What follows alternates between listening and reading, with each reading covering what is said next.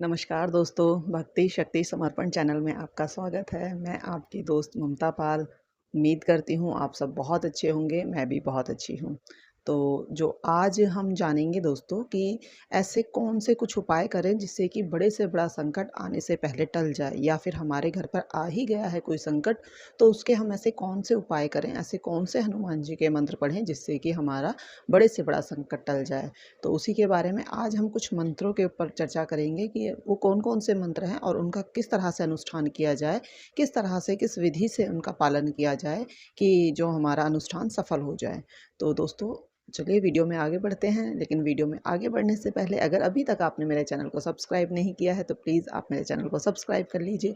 और अगर आपको मेरी वीडियो अच्छी लगती है तो लाइक और कमेंट भी ज़रूर कीजिएगा, क्योंकि आपका एक कमेंट हमें बहुत ही मोटिवेट करता है और आने वाली अच्छी-अच्छी वीडियो लाने के लिए इंस्पायर भी करता है। तो चलिए फिर बढ़ते हैं आज। तो सबसे पहले हम इसमें जान लेते हैं कि हमें क्या-क्या सामग्री चाहिए ये अनुष्ठान करने के लिए। तो जो कोई भी अगर हम मनोकामना सिद्धि के लिए या फिर कोई जैसे बड़ा संकट आ गया है उसके निवारण के लिए, कष्टों से निवारण के लिए, जैसा भी आप कह सकते हैं कि ले देकर होता यही है कि मनोकामना सिद्धि के लिए। तो मनोकामना सिद्धि के लिए अगर हम कोई अनुष्ठान करते हैं तो वो संकल्पित अनुष्ठान होना चाहिए। सबसे पहला जो यही एक नियम है कि हम अगर कोई पाठ कर रहे हैं तो वो संकल्पित होना चाहिए।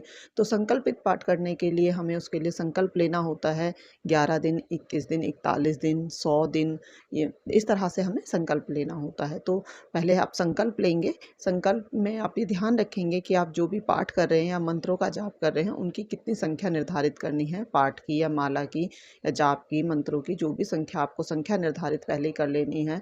डेज़ आपको पहले ही सिलेक्ट कर लेने हैं, कितने डेज़ का आप संकल्प ले रहे हैं। तो जिस दिन से आप पूजा करेंगे इसमें जो कुछ सावधानियाँ हमें क्या बरतनी होंगी कि सबसे पहला ये सावधानी यही है कि ब्रह्मचर्य का पालन, जितने दिन का आप अनुष्ठान कर रहे हैं उतने दिन आपको ब्रह्मचर्य का पालन बहुत मस्ट है, बहुत ज़रूरी है। वो हर किसी को करना बहुत ज़रूरी है।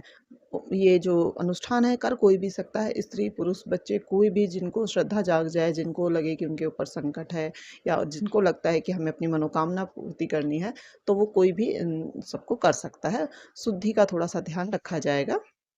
इसके अलावा लहसुन प्याज का सेवन हमें कतई नहीं करना है।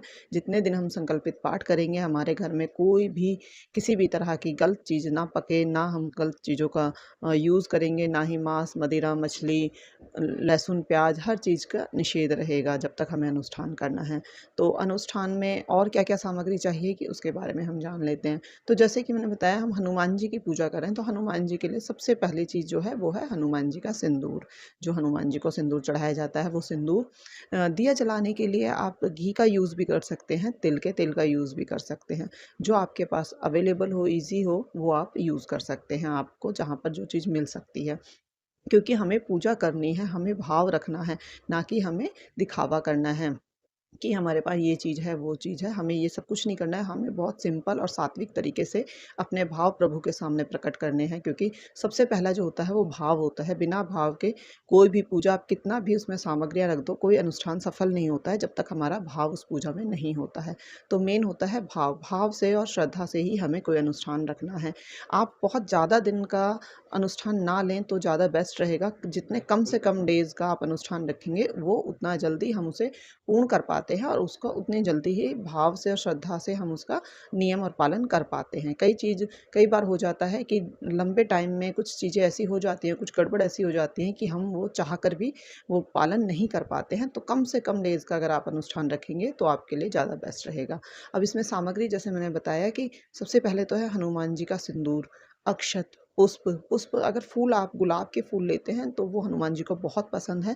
गुलाब का फूल आपको अर्पण करने चाहिए, और गुलाब के नहीं हैं तो आप कोई भी फूल रख सकते हैं, गेंदे का फूल भी रख सकते हैं, नहीं तो आप श्रद्धा के फूल भी अर्पण कर सकते हैं। फूल हो गए, चंदन हो गया, अक्षत हो गया और इत्र हो गया। केवड़े का इत्र हनुमान जी को बहुत ज़्यादा पसंद है तो आप केवड़े का इत्र भी रख सकते हैं। ये एक आसन, आसन पूजा में आपको जितने दिन का आप अनुष्ठान करेंगे, आप एक ही आसन से अनुष्ठान करेंगे। मंत्रों का जाप कर रहे हैं तो आप एक ही माला से मंत्रों का जाप करेंगे। रुद्राक्ष की माला से ही आपको मंत्रों का जाप करना है हनुमान जी के लिए। वो सबसे ईज़ी अवेलेबल है और बेस्ट है हनुमान जी के मंत्रों के लिए। तो ये चीज़ें हो गई कुछ जो हमें बहुत ज़रूरी हैं, और अनुष्ठान में रखने के लिए 1 लोटा जल। 1 लोटा जल का आप चमत्कार सभी लोग जानते हैं, वो बार-बार बताने की ज़रूरत नहीं है। तो आप 1 लोटा भर के जल रखेंगे पूजा में, और आप जिस दिन से, अगर आप मंगलवार से ये विधि शुरू करते हैं तो बहुत अच्छा है, नहीं तो मंगलवार, शनिवार आप किसी भी दिन से शुरू कर सकते हैं। और अगर आपको बहुत ज़्यादा अर्जेंट है, बहुत इमरजेंसी है, तो आप जिस दिन ये वीडियो देख रहे हैं उस दिन से भी आप ये स्टार्ट कर सकते हैं। टाइमिंग देख लेते हैं दोस्तों, इसमें टाइमिंग क्या बेस्ट रहेगी। टाइमिंग वही मॉर्निंग, अर्ली मॉर्निंग अगर आप कर सकते हैं तो भी बेस्ट है, वैसे नाइट का टाइम सबसे बेस्ट रहता है। और मेरा पर्सनली मानना ये है कि जब आपको टाइम मिलता है, जब आप फ्री होते हैं, जिस टाइम में आप ज़्यादा अच्छे से प्रभु की भक्ति कर सकते हैं, वो टाइम ही बेस्ट होता है। जब आप फ्री होके सारे कामों से फ्री होकर आप जब पूजा करेंगे, भक्ति करेंगे, तो वो आपकी भक्ति ज़्यादा कनेक्शन बनाएगी प्रभु से, ज़्यादा आपकी कनेक्शन बनता है प्रभु से। तो आप देख लीजिए, वैसे नाइट का टाइम सबसे बेस्ट होता है। 9 बजे के बाद आप पूजा अगर करेंगे, लेकिन आपको ये रखना है कि 9 का मतलब 9, 9 का साढ़े 9 या 10 नहीं करना है। डेली आपको 5-7 मिनट इधर-उधर हो जाए तो कोई बात नहीं, बट आपको ध्यान रखना है समय का, कि उसी समय पर वो अनुष्ठान आपको करना है। ठीक है दोस्तों, तो अब हम इसमें जान लेते हैं कि हमें कौन से मंत्रों का जाप करना है। मैं आपको जो भी मंत्र बताऊँगी, वो मंत्र, सभी मंत्र किसी भी कामना सिद्धि के लिए आप कर सकते हैं, लेकिन कौन-सा मंत्र कौन-सी कामना के लिए ज़्यादा बेस्ट रहेगा, वो आज हम जानेंगे। वैसे आप किसी भी कामना के लिए कोई भी मंत्र आप कर सकते हैं इनमें से। तो हम पहला मंत्र जान लेते हैं। तो जो पहला मंत्र है, वो सभी जानते हैं, हनुमान जी का बहुत ही फ़ेमस, बहुत ही ज़्यादा जपने वाला मंत्र है, ओम हम हनुमते नमः। इस मंत्र को सभी जानते हैं, बहुत ही पावरफुल, बहुत चमत्कारी, बहुत ही दिव्य मंत्र है ये। और इस मंत्र के जपने से प्रभु बालाजी महाराज बहुत जल्दी प्रसन्न होते हैं। वैसे तो सभी तरह के आपके जैसे भी परेशानी है, जैसे भी कष्ट हैं, जैसे भी मनोकामना है, आपकी सभी पूरी होती हैं। लेकिन अगर आपको वाणी से कोई काम है, जैसे कोई वाद-विवाद है, कोई मुकदमा हो गया है, कोई कोर्ट कचहरी में कोई आपका केस फँसा हुआ है, वहाँ पर कोई वाद-विवाद है, तो उसके लिए ये मंत्र का अगर आप 11 दिन अनुष्ठान करते हैं, तो बहुत बेस्ट रहेगा। आपको 1 माला डेली करनी है। पूजा विधि नियम सब आप जानते ही हैं, उस हिसाब से डेली आपको 1 माला, अगर आप 1 माला से ज़्यादा, मतलब कि 108 बार मंत्रों का जाप करना है। अगर आप 1 माला से ज़्यादा आप कर सकते हैं तो बहुत बेस्ट है, आपके सभी तरह के कष्टों से आपको निजात मिल जाएगी। तो वाद-विवाद के मामले में ये मंत्र बहुत ज़्यादा काम करेगा। अब हम दूसरा मंत्र जान लेते हैं। दूसरा मंत्र ओम नमो भगवते अंजनाय महाबलाय स्वाहा। ये मंत्र जो है दोस्तों, बहुत ही चमत्कारी मंत्र है। ये मंत्र एक बार मुझे एक पंडित जी ने दिया था। उन्होंने कहा था, अगर आपके घर में किसी भी तरह की परेशानी है, किसी भी तरह का रोग दोष है, तो वो आप इसको अगर आप डेली जपेंगे, नियम से जपेंगे, तो आपके सारे काम सिद्ध हो जाएँगे। वैसे अगर आपके घर में कोई बहुत ज़्यादा बीमार रह रहा है, बहुत लंबे टाइम से बीमार रहा है, तो आप इस मंत्र को अगर जपते हैं, तो आप देखेंगे कि जो असाध्य रोग हैं, जिस भी तरह की परेशानी है, उनमें बहुत जल्दी सफलता मिलेगी। और आप वही विधि वही है, आपको करना है कि आपको जल रखना है, वो जल आप उस रोगी को पिलाएँगे। आप खुद हैं या आपके परिवार में कोई है, तो वो जल और उनका जो भगवान जी का जो प्रसाद है, वो आप उन्हें खिलाएँगे, तो आप देखेंगे असाध्य से असाध्य रोग भी बहुत जल्दी ठीक होते हैं। तो दोस्तों चलिए हम तीसरा मंत्र जान लेते हैं। तीसरा मंत्र है हम हनुमते रुद्रमत्काय हूँ फट। जो ये मंत्र है दोस्तों, ये बहुत ही सिद्ध और चमत्कारी मंत्र है। ये भगवान जी का रुद्र मंत्र है। इस मंत्र को जपने से किसी भी तरह का भय, किसी भी तरह का कलेश, किसी भी तरह का डर, अनिंद्रा, जनहानि, किसी भी तरह के आपको कोई परेशानी है, शत्रुओं से कोई पीड़ा है, तो वो सब तरह की आपकी ख़त्म हो जाती है। सब तरह से आपको इनसे निजात मिल जाती है। तो अगर आपको कोई अनजाना भय है, अनजाने व्यक्ति से डर है, या किसी तरह से आपको जान का खतरा है, तो आप ये रुद्र मंत्र अपनाइए। और इस रुद्र मंत्र से आप अपना अगर अनुष्ठान करते हैं, आप 11 या 21 दिन का अनुष्ठान कीजिए। 1 माला कम से कम आपको ज़रूर करनी है। ज़्यादा से ज़्यादा आप अपनी क्षमता के अनुसार रख सकते हैं। आप 3 माला, 4 माला, 5 माला, जितने भी आप रख सकते हैं, उस हिसाब से आप करिए। तो देखेंगे आपका जो अनिंद्रा है, बेचैनी है, घबराहट है, भय है, अनजाना डर है, उन सब से आपको निजात मिल जाएगी। तो दोस्तों जानते हैं हम अगला मंत्र। अगला मंत्र नमो भगवते हनुमते नमः। अगर आपकी शादीशुदा ज़िंदगी में कैसा भी कलेश है, कैसी भी पीड़ा है, किसी भी तरह का आपको अगर कष्ट हो रहा है, तो उसके लिए ये मंत्र बहुत ही अच्छा है, बहुत चमत्कारी मंत्र है। आपका पारिवारिक जो भी आपका, जैसे आपस में जैसा भी रिश्ता है, अगर वहाँ कुछ अनबन चल रही है, वहाँ कुछ परेशानी आ रही है, तो अगर आप ये मंत्र करेंगे, तो आप देखेंगे आपके घर परिवार में आप दोनों के बीच में बहुत ही अच्छी सामंजस्य बैठेगा, और आपका परिवार बहुत अच्छे से चलेगा।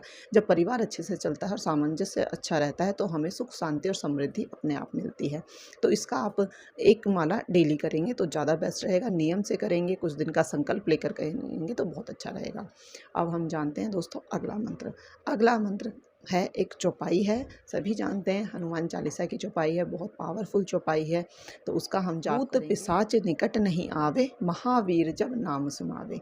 तो दोस्तों भूत पिशाच निकट नहीं आवे, महावीर जब नाम सुनावे। तो ये जो चौपाई है, अगर आपके घर में किसी भी तरह का आपसी विवाद है, परिवार के बीच में मन मुटाव चल रहा है, दोस्तों के बीच में कुछ झगड़ा हो गया है, कोई परिवारों के बीच में रिश्तेदारी में या किसी भी तरह से आपके अगर कोई कलेश चल रहा है, कोई आपका बहुत बड़ी दुर्घटना होने वाली है, किसी भी तरह का कष्ट है, तो अगर आप ये मंत्र बोलेंगे, आप इसकी डेली एक माला करेंगे, एक माला से ज़्यादा करेंगे तो ज़्यादा बेस्ट है, बट एक माला भी अगर आप एटलीस्ट करते हैं तो आपको ये बहुत ही सुख शांति देगा, समृद्धि देगा, आपके घर परिवार में जो मन मुटाव है उन सबको दूर करेगा, आपके लाइफ को सुखी बनाएगा, जीवन को सुखी बनाएगा और आप इसका चमत्कार खुद अनुभव करेंगे। तो ये थे कुछ उपाय, कुछ नियम, लेकिन दोस्तों सबसे ज़्यादा भगवान को श्रद्धा और भाव ही पसंद है। आप अनुष्ठान में कितना भी चीज़ें रख लीजिए, उससे वो प्रसन्न नहीं होते हैं। जब आपके भाव रूपी जो आप समर्पित करते हैं, उन्हें भोग लगाते हैं अपने भाव का, तो वो ही उनको ज़रूर ग्रहण करते हैं। और दोस्तों इसमें एक चीज़ और ज़रूरी है कि आप ये जब आपका अनुष्ठान पूरा हो जाए तो प्लीज़ आप एक बार हवन ज़रूर करें। हवन से हमारे घर में जो भी नेगेटिविटी होती है वो सब ख़त्म हो जाती है, हमारे घर में शुद्धता आती है, हमारे घर का वातावरण शुद्ध होता है, तो उससे भी हमारे घर में बहुत पॉजिटिविटी आती है। तो आप हवन अपने श्रद्धा अनुसार, अपने सामर्थ्य अनुसार कर सकते हैं। जिस तरह से भी आपको जितना भी हवन करना आता है उस तरह से आप हवन करिए। कोई इसमें लाग लपेट नहीं है कि आपको ये चाहिए वो चाहिए, जितना सामर्थ्य है और जिस तरह से आपको करना आता है, आप सिंपल सिर्फ भाव रखकर आप वैसे ही मंत्र जाप की संख्या पूरे होने पर आप ये हवन ज़रूर करें। हवन से घर में बहुत ही पवित्रता आती है। तो आज के लिए बस इतना ही, मिलते हैं नेक्स्ट वीडियो में। जय श्री राम, जय बालाजी महाराज। उम्मीद करती हूँ आपको पसंद आई होगी, और अगर आपको पसंद आई हो तो प्लीज़ वीडियो को शेयर ज़रूर करें ताकि और लोगों का भी भला हो। अगर उनकी लाइफ में, उनके जीवन में किसी भी तरह की परेशानी है और वो आपके एक शेयर से उनकी परेशानी ख़त्म होती है, तो उसका जो पूरा फल है वो आपको भी मिलेगा।